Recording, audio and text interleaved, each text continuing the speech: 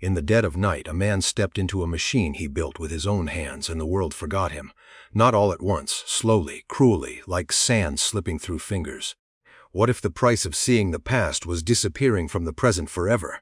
What if the real horror of time travel wasn't paradoxes or butterfly effects, but becoming a ghost that reality itself refuses to remember? The spark that should never have lit. Rural Missouri, early 1990s, a dimly lit garage, sparks flying. Mike Marcum wasn't a university scientist. He had no grants, no team, no warnings. He was just a man obsessed with electricity since childhood. He tore apart radios, appliances, anything he could scavenge, built Jacob's ladders that crackled with climbing blue arcs. But one ordinary night, he aimed a cheap laser pointer through that rising electrical fire. The hum changed. The air grew thick, and a small steel washer on the workbench flickered. There, then gone, then back, exactly where it started. No flash, no sound, just absence. Mike stopped breathing. The ozone smelled sharp, but underneath it was something colder. Metallic wrong. His skin tightened. The hair on his arms stood up. He tested it again. Screws, coins, tiny pieces of metal. Whenever the laser, voltage, and field aligned perfectly. Reality blinked. This wasn't magnetism.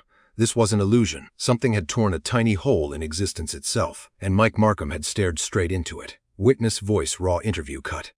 I felt the garage change before I even saw it. The air got heavy like the whole room was holding its breath. That night, Mike's life split in two, before the field and after. Cliffhanger. But what happens when you stop watching the hole and step inside it? The call that changed everything. January 1995. The airwaves crackle. Coast to coast and with Art Bell. A show where the impossible found a home. Mike's voice trembled. Not a hoaxer chasing fame. A man terrified by his own discovery. He described the vanishing objects, how living things now avoided the garage, his dog. The birds on the roof. Art pressed carefully. Optical effect? Air distortion? Mike's answer chilled the studio. I can feel when it happens. The space pauses over the next year. The experiments grew dangerous. Mike stole industrial transformers. Lights dimmed across neighboring homes. Brownouts spread. He was arrested. Spent 60 days in county jail. Most men would have stopped. Mike used that cell like a war room, sketching circuits, refining the nightmare. When he called Art again, his voice had changed. No longer excited. Consumed. Objects weren't just flickering, they stayed gone. Seconds, then longer. A wooden block returned ice cold, as if pulled from another place. A flower came back, wilted, and dry days of life lost in moments. Then the mouse. It vanished for 5 seconds. Returned, spinning wildly, slamming against its cage, refusing food or water. It died 2 days later. Mike's recorded words, tense reenactment. I was too close. I couldn't stop now. Art urged him to find real scientists, real oversight, silence. Then Mike's quiet reply, he couldn't stop cliffhanger, and in late February 1996, the field had grown large enough for a man to step inside the vanishing. March 1997, the final known call. Mike described stepping partially into the field. Time outside stretched like slow-motion nightmare. Sounds warped. When he stepped back, hours had vanished from the world while only minutes passed for him. Was it time travel? He hesitated. Maybe it's not about time. Maybe it's about how you see things. Then silence. The garage burned. Melted copper fused into the concrete floor. A perfect 6-foot circular scar burned deep. No body, no bones, only a handwritten note hidden in a metal toolbox. It's not about time. It's about how you see things. The world declared him dead, missing for nearly 3 decades, but legends don't die quietly. Online, the story mutated. A 1930s beach body wearing oddly modern clothes. A strange rectangular device in his pocket. An email to physicist Dr. Harold E. Puthoff in 2006 containing advanced diagrams and warnings about biological damage. Mike was leaving fragments across time. Or reality was glitching around him. People called it hoax, government cover-up, classic time traveler tale, but the evidence pointed to something colder, more surgical. Cliffhanger. Until October 2022. When the impossible walked up to a stranger's door in rural Ohio, carrying proof the return. Andrew and Melanie Carter were renovating an old farmhouse in rural Ohio. While tearing insulation from the attic, Melanie's hand struck something solid, a heavy wooden box, dust-covered, labeled M. Markham. Do not open until the right time inside. Journals filled with notes from 1995 to 2021, sealed circuit boards, a Polaroid dated June 21, 2021, showing Mike beside a massive ring-shaped machine on the back. It did work. But not the way I thought it would. The box even contained the exact address of their house, as if Mike had chosen this exact moment for them to find it. Then the phone rang, no caller ID. An older, exhausted voice, worn down by decades but unmistakable. Mike Markham had returned 59 years old, exactly the age he should be, but he looked far older, hollowed out. Weathered by something worse than time, over several hours, he told them everything. He didn't travel through time, not in the way people imagined. The machine desynchronized him. He remained in the same world, same timeline, same sequence of events, but out of phase, like a radio tune slightly off station. The music is there but distant, fuzzy, hard to hold. The night of the fire. He stepped fully inside, a sickening quiet. The world shifted and left him behind. When he escaped the burning garage, his friends recognized his face but couldn't remember his name. Conversations slipped from minds minutes later. Records became difficult. Every new exposure made it worse. He became harder to perceive, harder to remember. Melanie Carter's trembling words.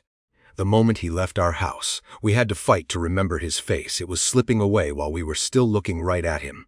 He drifted for decades through the edges of society, cash jobs, temporary rooms, places where forgetting was normal, studying, warning, leaving evidence, because he finally understood the machine's true horror. Cliffhanger. It was never about conquering time. It was about breaking the fragile thread that makes any of us real. Unmemory, the true horror. Andrew and Melanie still cannot fully explain what happened next. The second Mike walked out the door, the memory began dissolving. Not days later.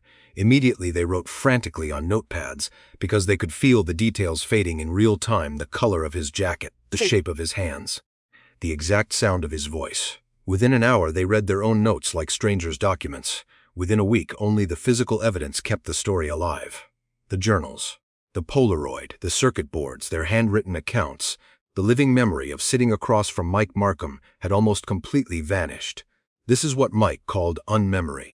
Not ordinary forgetting, a deep, surgical erasure of a person's presence from the minds of others. While their physical traces remain in plain sight, he didn't die, he didn't vanish into another century. He became impossible to hold on to. A living ghost, a pattern that conscious minds can no longer keep. Mike believed a person is more than flesh and bone. A person is a pattern held in the minds of others. The machine had shattered that connection.